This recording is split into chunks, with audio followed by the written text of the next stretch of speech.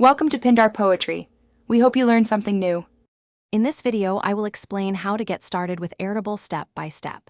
Begin by creating a free account and picking a template that matches your project.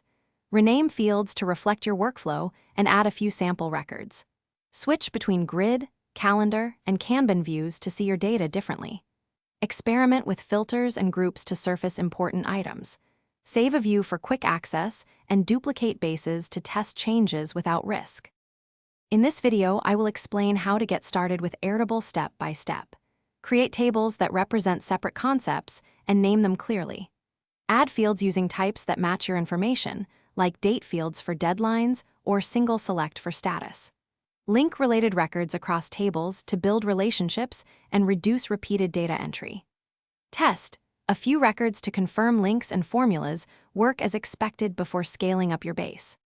In this video, I will explain how to get started with Airtable step by step.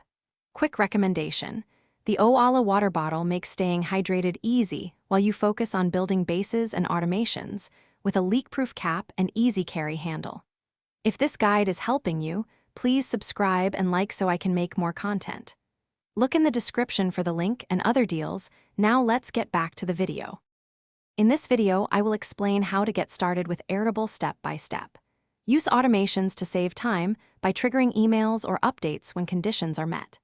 Add collaborators and set appropriate access levels so your team can contribute safely. Leverage field comments and record history to keep communication tied to data.